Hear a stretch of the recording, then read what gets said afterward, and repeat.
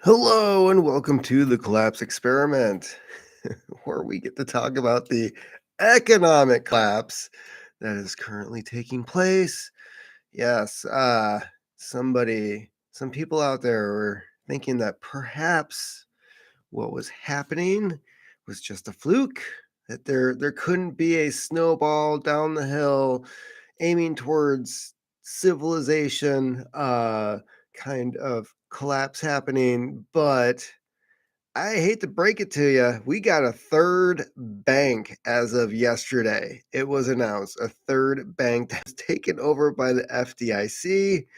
And yeah, it's now going over the pond as well, but we'll get to that. So I have several articles here to bring us up to speed as to what is happening. Are there going to be bailouts like in 2008, which caused the Occupy Wall Street movement and whole fiasco of things afterwards? Are we going to repeat that? Well, it looks like we are. So what we have here is the worst since Lehman. Banks break the world again. And yes, these failures are actually bigger than the ones in 2008, which people have been warning us about. Uh, the more that banks consolidated, the more risk they started to take. And now you're seeing the repercussions of that. So, Michael Harnett warned as of last week the Fed will tighten until something breaks. Well, something just broke. This is an article. It's at Zero Hedge. You can find that at thecollapseexperiment.com. And if you like this content, like and subscribe, share it, get the word out. So SVB, this is the first big bank to collapse in this situation. That was the first one. Another one went under 48, not even 48 hours later. And then yesterday, 72 hours, three big banks went down. The second biggest US bank failure in history dominated any reaction to the morning's mixed bag with the BOS. Hotter than expected earnings growth raised rising unemployment, especially for Latinos, better than expected payroll gains. Things started off badly as SVB crashed 65% in pre market before being halted. Oops. SVB bonds are puking hard when the FDIC headline hit. Bonds collapsed further. So yeah, this bank is completely in the toilet, and there's some stuff that happened behind the scenes as well that I'm going to get into with this bank in particular, because this is Enron style fraud happening here. These people knew that this was coming. They knew that they screwed up. Um, in some sense, I will say that they're partially not responsible for this. And this is because what they did in order for their bank to fail was they actually followed the guidance of the Federal Reserve back in 2020. So let's see here. What happened in 2020? Oh, we had a pandemic and the economies were crashing. Well, so the Federal Reserve went and gave advice to these banks as to how to survive. We don't know how long the pandemic is going to last. So they advised taking long-term safer bets in order to roll out the pandemic. Unfortunately, these morons took out 10-year bonds, mortgage-backed securities, because that ended up being a tried and true effective method. 2008. That was what happened in 2008. A bunch of banks invested in mortgage-backed securities, and the Federal Reserve encouraged them to do this. So yeah, that's what this bank did. And let's see here.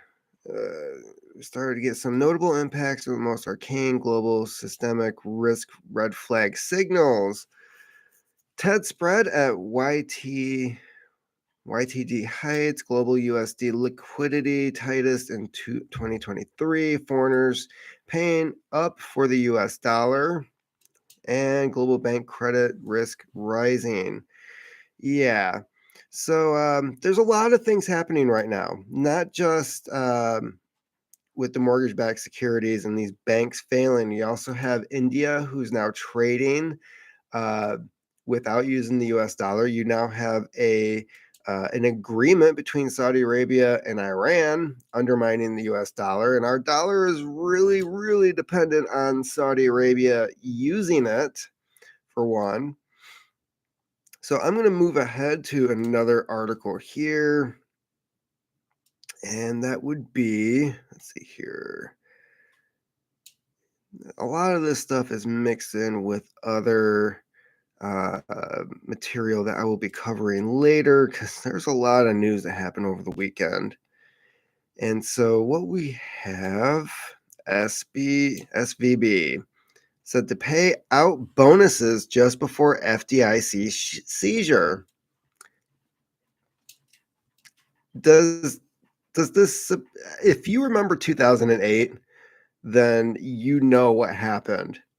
Like the government handed over blank checks to these banks, and then they took that money and they handed out bonuses. In this case, the banks decided that they're going to sell their stock while it was still up, knowing that it was going to plummet. And they took that money and they were like, "Hey, you get a check, and you get a check, and who cares about the people who have accounts with us?" So Silicon Valley Bank on Friday paid out annual bonuses to eligible U.S. employees just hours before the bank was seized by the U.S. government. We suck so bad, we get a bonus. Yeah. Let's see. Axios has learned from multiple sources what to know. The bonuses were for work done during 2022 and were previously scheduled to be dispersed on March 10th. That day ultimately coincided with the bank's takeover by the Federal Deposit Insurance Corporation. Bonuses for employees in some other countries are scheduled for later in the month, so those haven't been paid. Oops. Yeah, I don't know if those checks are actually going to go out in the mail or not. Still, okay, so a bonus is scheduled, but a bonus is usually on the understanding that you did so well, we made so much money, we're going to give you more money than we're obligated to give you because you performed your job just spectacularly. But that's not the case here. They screwed up big time.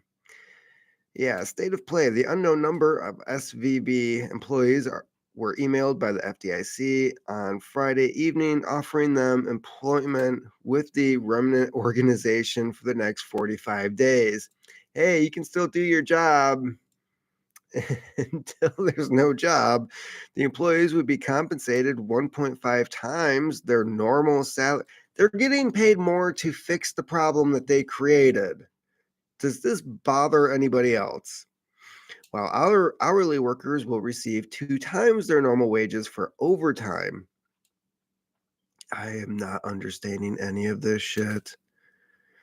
The FDIC spokesperson tells Axios without commenting on salaries, it's our standard practice to ask retain bank employees to assist with an orderly transition as part of our resolution process. Again, you are rewarding people who failed at their job. I don't understand this. It's like, wow, you suck so bad, we're going to pay you more to clean it up. I am in the wrong business. So let's see here. Yellen says government will help SVB depositors, but no bailout as Fed. FDIC hope talk of special vehicle prevents more bank runs. Oops. Well, that didn't happen yesterday. Now did it? And let's see here. Well, Eastern Standard Time, we now have 40, 37 minutes until we're going to find out if people are lined up outside their banks this morning. With just hours left until futures open for trading late on Sunday afternoon, the situation remains extremely fluid, and for now, it appears that regulators, central bankers, and Treasury officials, we won't mention the White House, were the most competent financial advisors at one of the most competent financial advisors is Hunter Biden, still don't have a clear idea of how they will coordinate or respond. Take Janet Yellen, who said on Sunday morning that the U.S. government was working closely with banking regulators to help depositors at Silicon Valley Bank, but dismissed the idea of a bailout. However, this has been updated. And keep in mind, from a rumor that I saw online, this hasn't been confirmed yet, but Oprah Winfrey lost over $500 million with SVB. But she'll get that back. It's okay. If you're worried about Oprah Winfrey and her billions upon billions as a single lesbian black woman, it's okay. She's gonna get that back. It's just going to be in inflation and out of your savings account. Speaking with CBS on Sunday, the Treasury Secretary sought to assure U.S. customers of the failed tech lender that policies were being discussed to stem the fallout from the sudden collapse this week. The Federal Deposit Insurance Corporation took control of the bank on Friday morning. Let me be clear that during the financial crisis, there were investors and owners of systemic large banks that were bailed out. And reforms that have been put in place means we are not going to do that again. Really? Why is it I don't trust you at all? Because as we're going to see, they're going to break the rules that they already put in place, the ones that they even expanded upon because of 2008. So I don't trust this woman at all. But we are concerned about depositors and we're focused on trying to meet their needs. Yes, because that's the FDIC's job. It's not to bail out the banks, it's to make sure that when the bank fails, the people who had their money deposited in there don't lose everything like back in 1929. That's the sole purpose of it. You don't save the bank, the bank needs to go extinct just like any other animal that can't evolve or figure out how the frick to survive. It wasn't clear which depositors she meant. As we first pointed out on Friday, out of SIVB's, yeah, I'm thinking that's supposed to be SVB's 173 billion of customer deposits at the end of 2022, 152 billion were uninsured because it's over the $250,000 FDIC insurance threshold. Yeah, Oprah. Sorry. You don't put all your eggs in one basket. Only 4.8 billion are fully insured. I'm okay with that. If you want to gamble with your money, you have to risk the fact that you're going to lose everything. As we also noted last week, a further look at the SVB funding pie chart shows usually high reliance on corporate funding. Only the small red private bank slice looks like traditional retail deposits to us. Yeah, so let's see here. There's early technology, early stage life, healthcare, more healthcare. So there's a lot of different companies that appear to be have been working with this bank, and that's the only downside. So the FDIC ensures deposits of individuals and companies for a port, but that's savings accounts, right? So the fact that these companies have money going in, money going out, they're doing payroll, everything like that, that money now disappears. So even Etsy, it was announced if you have an account on Etsy, there's the possibility that even though somebody bought your product, transferred money to you in a sense, but is being held by SVB, that person just got a free product and you didn't get paid. I'm going to put it that way. As a result, as JP Morgan's Michael Symbolist says, it's fair to ask about the underwriting discipline of VC firms that puts most of their liquidity in a single bank with this kind of risk profile. At the end of 2022, SVB only offered 0.6% more on deposits than its peers in compensation for the risk illustrated below. Yeah, the return on depositing money lately has been crap. Okay. So I currently have a 2-year um, CD, and thankfully it matures fairly soon because at the current rate I get about 1%.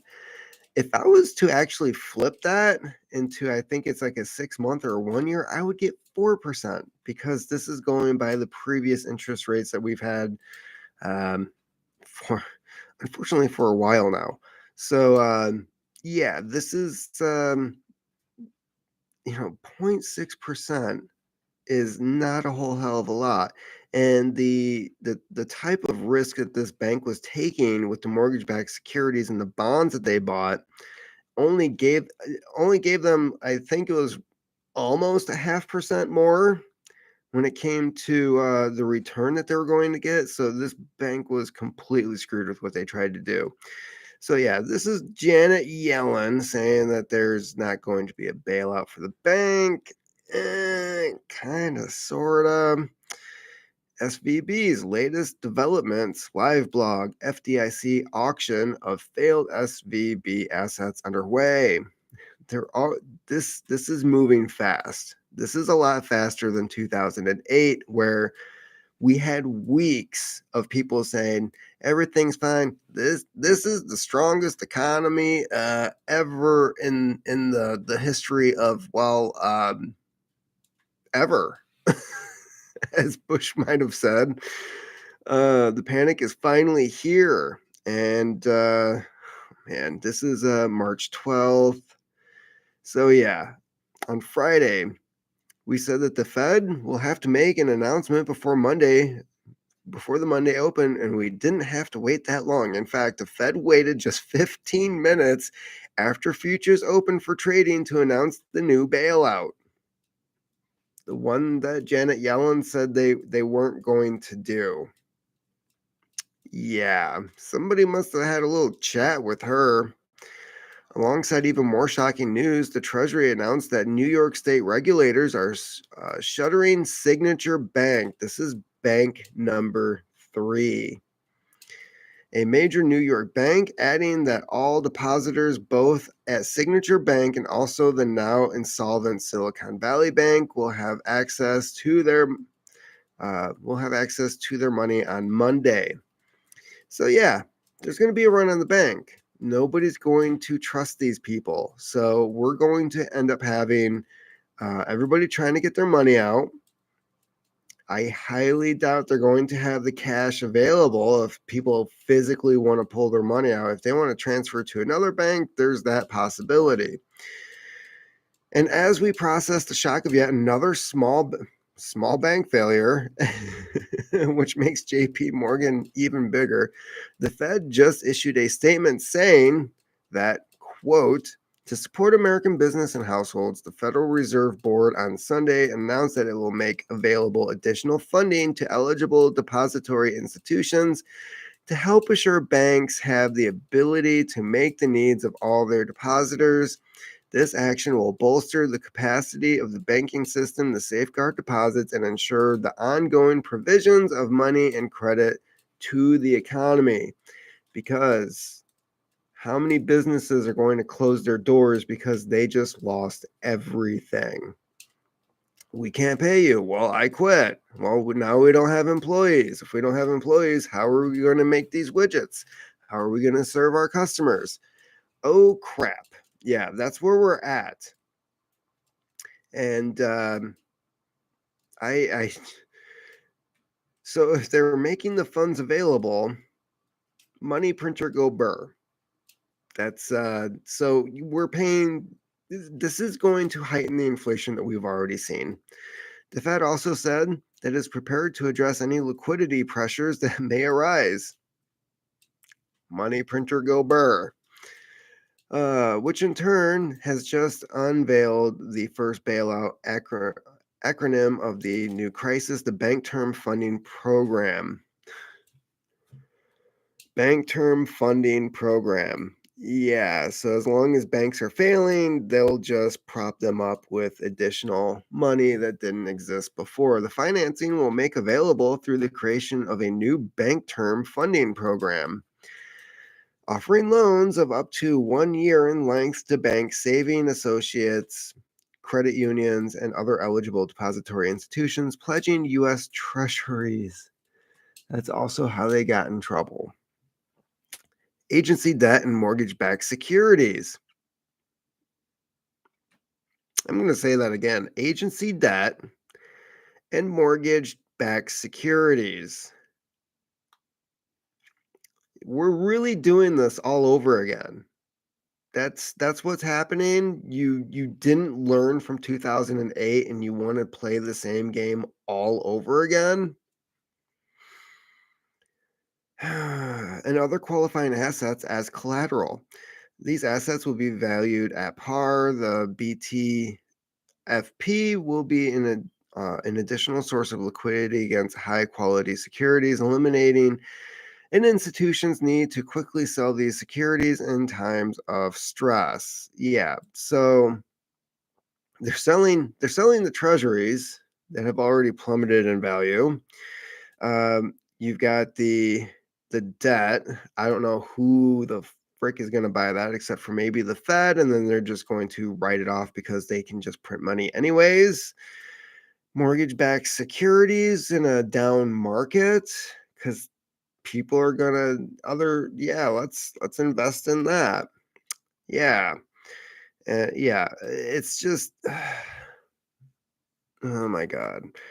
The Fed explains that the Department of Treasury will make available up to $25 billion from the Exchange Stabilization Fund as a backstop for the BTFP. And while the Federal Reserve, which was completely clueless about this banking crisis until Thursday,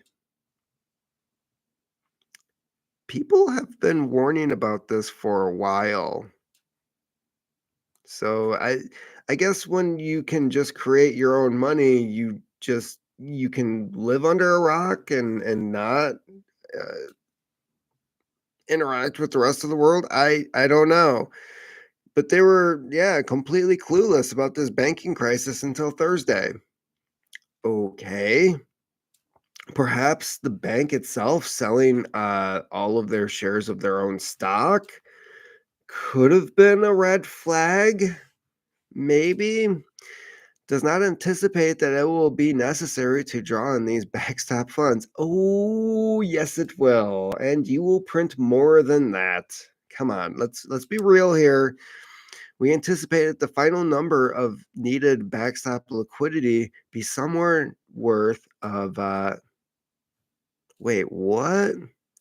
Okay, so they're going to have 25 billion from the Exchange Stabilization Fund as a backstop. Does not anticipate that it will be necessary to draw on these backstop funds. We anticipate that the final number of needed backstop liquidity be somewhere north of 2 trillion. These are two totally completely different numbers. 2 trillion. Okay, what is more notable is that the BTFP by the by the fucking pivot facility will pledge collateral at par, at not at market value, thus giving bank credit for all those hundreds of billions in unrealized net losses and allowing banks to unlock liquidity based on losses which the Fed and TSY now backstop. This is crazy. Why are we dealing in the trillions? And it goes on and on. This regulatory failure of historic proportions by both the Fed and Treasury, instead of preventing billions in losses, the Fed is worried about board diversity, and Yellen was flying to Ukraine. Everyone should be sacked immediately. This is a tweet from Zero Hedge. I wholeheartedly agree with them on that. Yeah. Did I mention that SVB had a?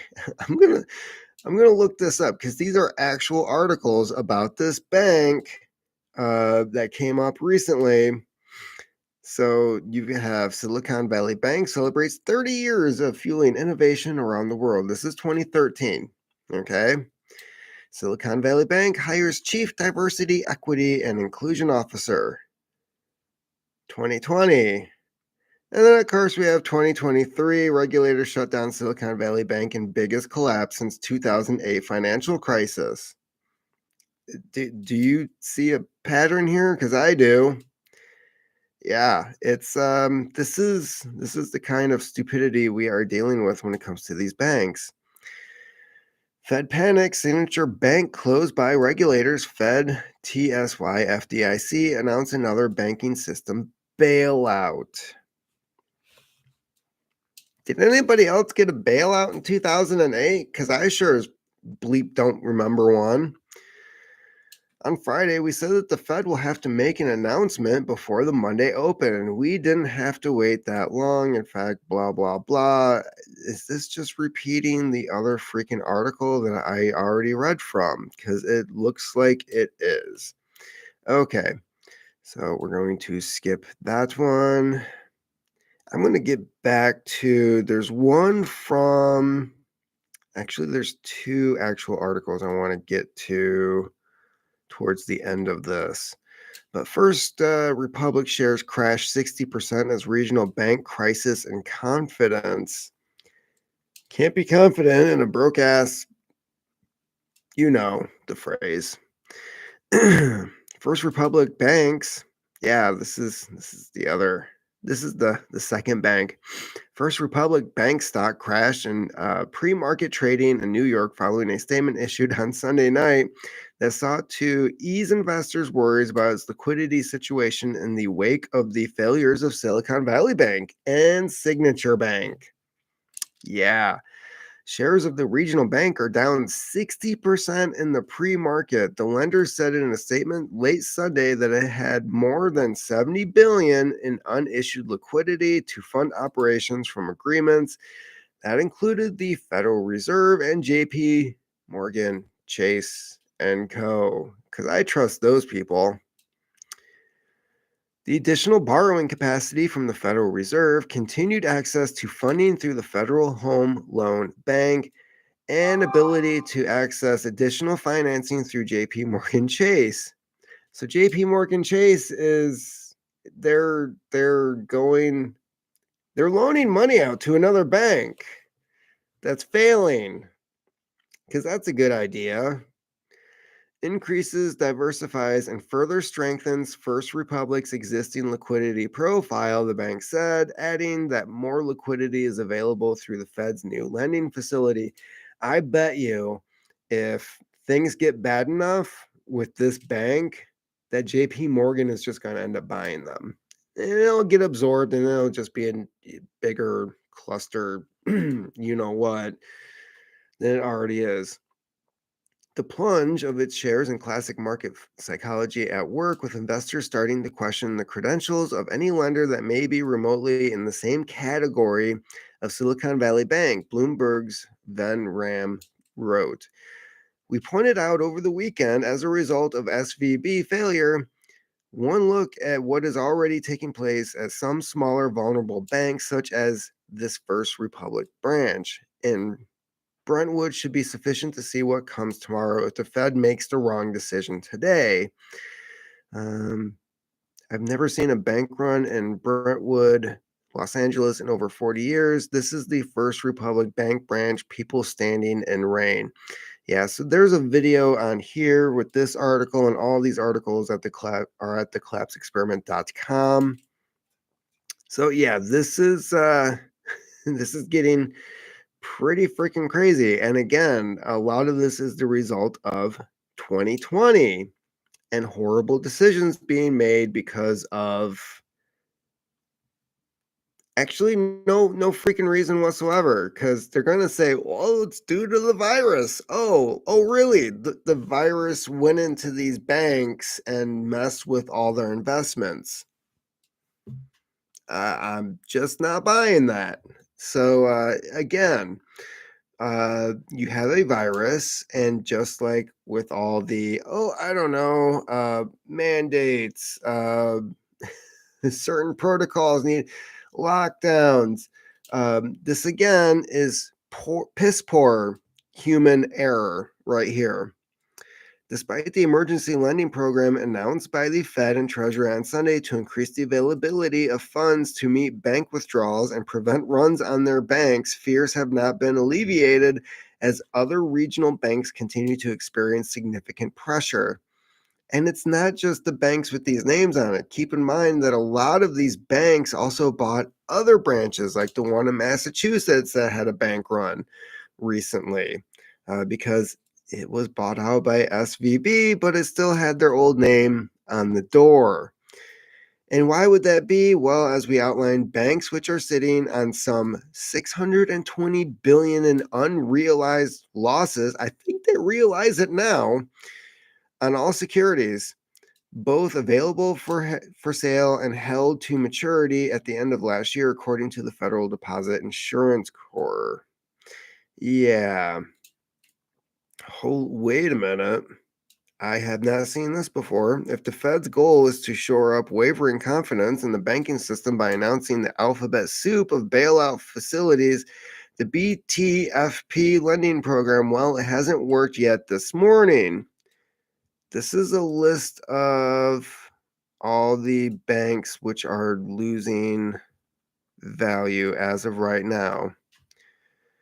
PacWest Bancorp stock tumbled 27%. So PacWest might soon be on the list. Western Alliance Bancorp shares slid 17%. Charles Schwab 6.7, Bank of America 4.4, Citizens Financial Group 2.7, and Wells Fargo 2.3. The first two I would be the most concerned about because these could be the next two that we see this week. 25 billion, they think 25 billion will stop this bank run. With approval of the Treasury Secretary, the Department of Treasury will make available up to 25 billion from the Exchange Stabilization Fund as a backstop for the BTFP. Keep in mind, they said that they think it will top out at 2 trillion. I'm not hearing that number anywhere else anymore, but we read it here. So yeah, and this just goes on and on. So is this alt market you okay, so this is the article that I wanted to close with. Inflation smoke screens the economic dumpster fire. And this is through Alt Market US. I really enjoy their website. Brandon Smith does some great articles explaining this, not just explaining this, but explaining it to, blue collar folks. The inevitable outcome was clear for decades at least, but in the run up to the COVID lockdowns, there were many more economists in the corporate media that outright denied the reality of an inflationary and stagnatory crisis. Joe Biden, Janet Yellen, Paul Krugman, and a host of journalists claimed that concerns about inflation were overblown. We're rich. We don't have to worry about that. And that the Federal Reserve had everything under control. We've heard that before. Unfortunately, some might say they were ignorant. No, they're just stupid. I'm going to call it out. Joe Biden, you're stupid. Janet Yellen, you're beyond stupid. Paul Krugman, stupid. And journalist is just a blanket statement for propagandist bullshit. So some might say that they knew the danger and were lying about it. That's the job of journalists these days. And I'm sorry, to real journalists out there, I appreciate everything that you do when you actually do your jobs, okay? And you know who you are because you're probably sitting in a freaking jail cell somewhere. But all these other journalists that are out there can just rot in hell as far as I'm concerned because you're just lying pieces of shit that don't do any fucking research or your jobs whatsoever.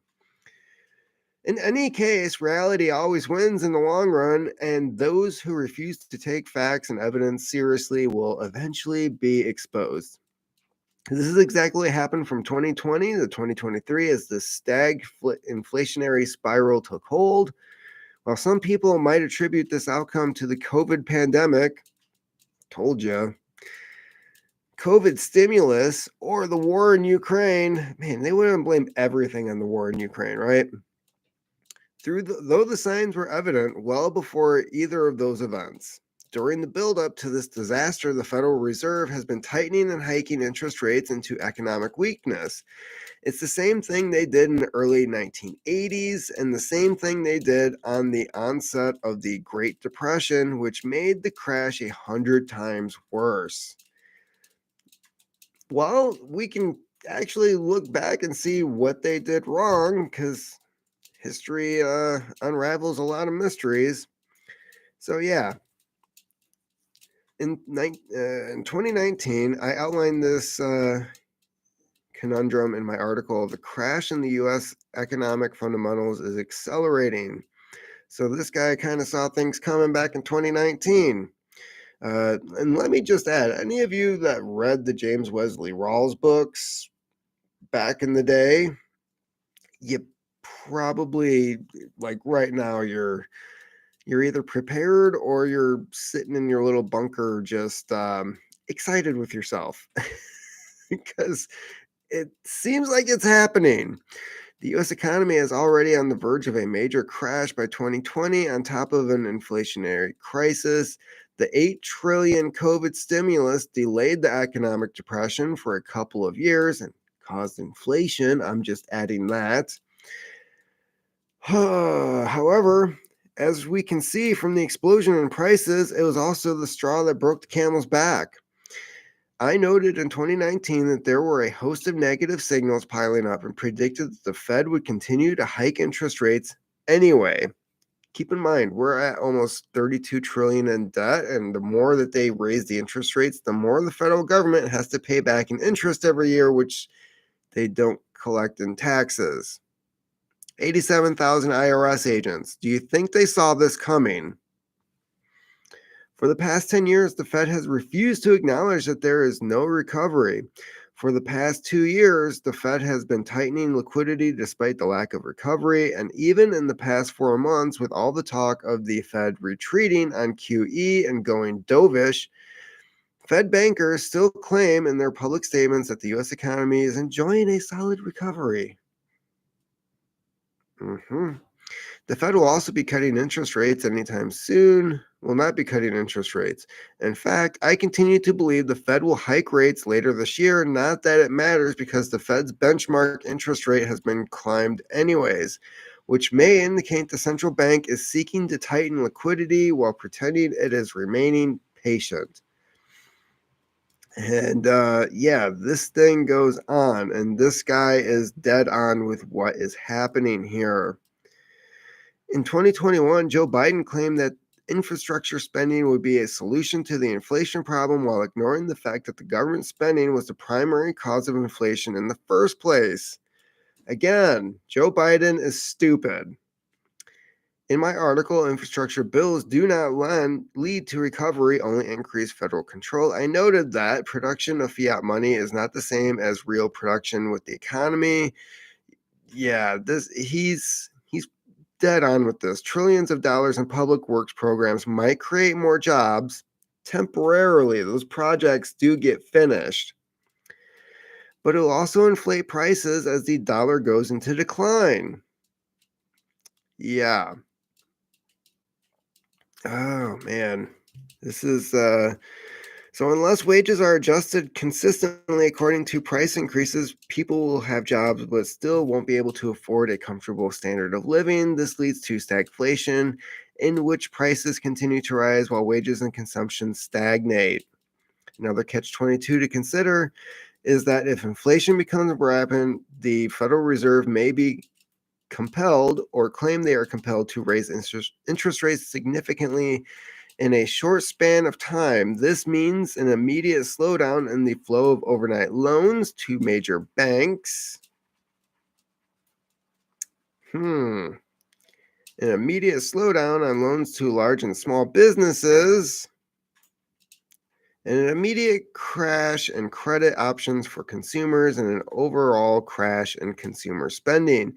You might recognize this as a recipe that created the 1981 and 1982 recession, the third worst in the 20th century. In other words, the choice is stagflation or deflationary depression. Yeah, so there's not too many options here. Right now, the US is entering an end of the honeymoon stage for stagflation, blah, blah, blah, blah, blah. And if you want to read this entire article on your own, you can go to thecollapseexperiment.com, or you can also go to altmarket.us. Check out even more articles by Brandon Smith. So yeah, he's basically self-pleasuring himself here by saying, I was right here, I said it here, I said it here. I don't blame him. Because when it comes to people like Brandon Smith and me and I don't know, Dave Smith, like all the people who have said that this has been coming, it's we just kind of sit back and laugh and go like, how nobody listens to us. This has been going on for a while now. People get excited about their COVID money and their $300 checks, and just it goes on and on. And remember the Bush $300 checks? I remember the Bush $300 checks. Mostly was paid in taxes. So yeah, they do these stupid programs, and it has horrible repercussions later, and they don't stop. They just continue to do the same stupid stuff.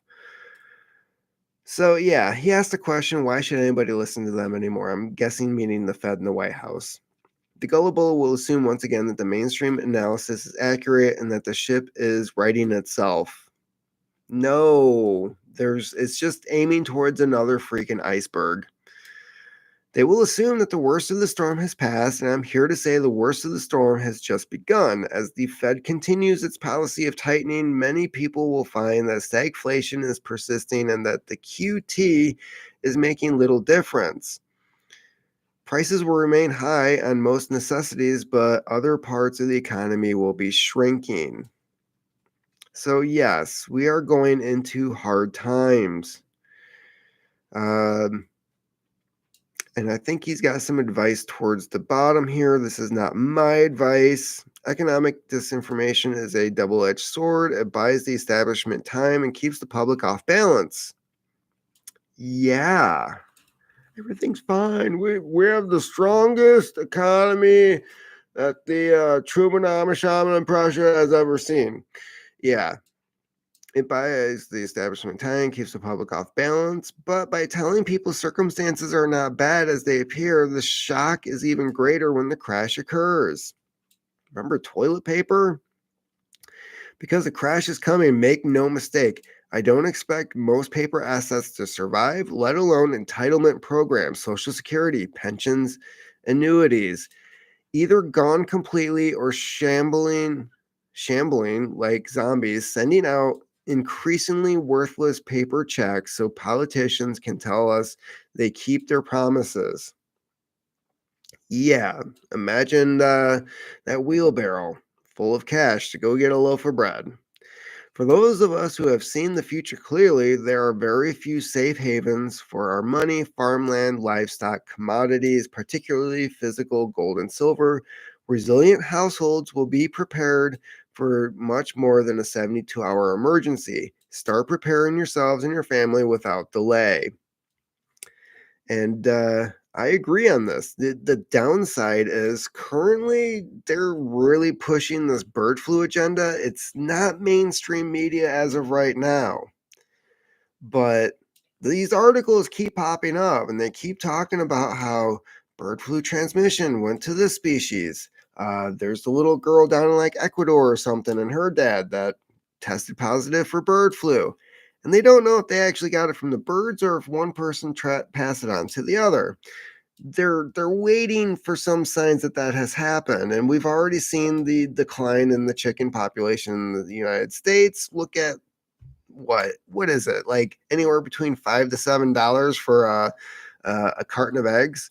So yeah, that's the downside, is that even if you invest your money currently into something that other people are going to need later, you're looking at the possibility of somebody in a suit coming to your house, knocking on your door saying, we need to test your chickens or your pigs or whatever it is that you have, and then taking those assets away from you as well. As for gold and silver, again, the US government back in the 1930s, when Roosevelt took office, one of the first things that he did was he stole, flat out stole, the wealth of the nation in order to try to propagate some type of gold backed security note by the federal government. So you had people who owned gold and silver, and they were forced at gunpoint. I'm going to say at gunpoint, because it was illegal after a certain day to have it. You were to be compensated what the current value of that metal was. And then after the federal government seized all the assets of gold and silver of the US citizens, they went and artificially upped the value of that gold to create a gold backed currency. This happened. They literally stole the money of Americans in order to, I don't know, increase the wealth of the nation. Like it doesn't. The financial security of the individual did not matter at that point.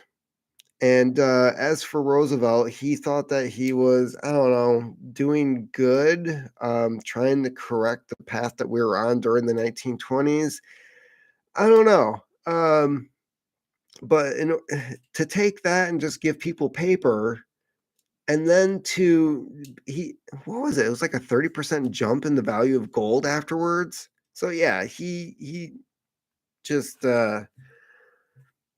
Roosevelt's not the great guy that everybody thinks that he was. I'm just going to put it that way.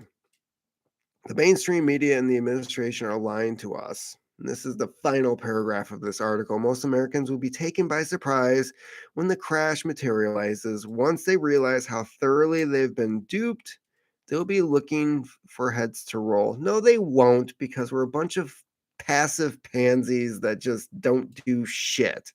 And when you do show up and you actually peacefully and patriotically speak your word to the people who are supposed to freaking listen to us because they're our equals and representatives, they're not our superiors.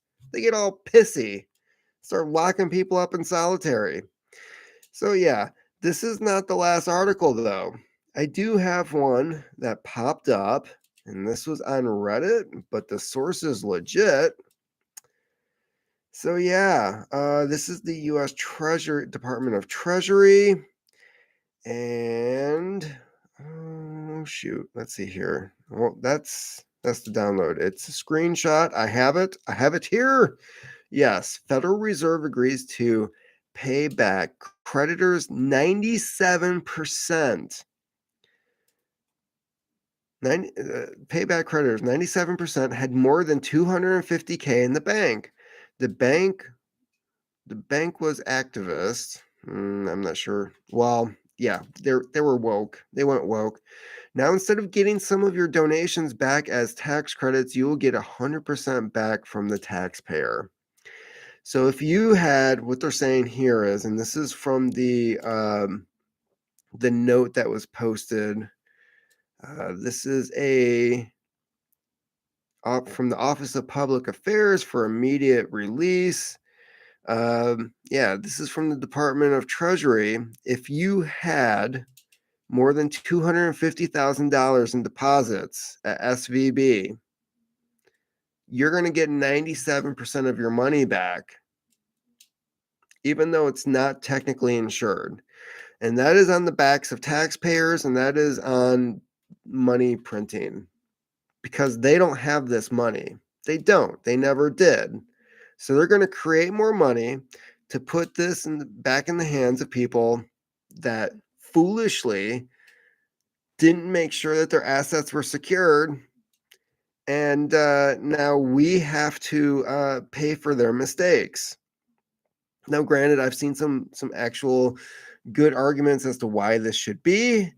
Um, if these people, and in some cases, a lot of these cases, they're going to be actual businesses and corporations. If they don't have access to their money, they close down, and this creates a huge rippling effect through the rest of the economy.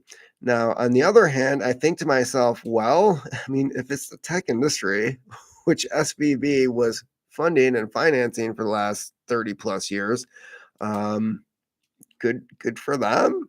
And weren't tech industries already making a bunch of big cuts recently, firing people left and right in order to up their profit shares for shareholders? So yeah, I feel like this is already been coming. Like the tech industry is already not doing well. The bank itself that funds and operates the tech industry just failed. So I don't know if one is leading to the other. I don't know if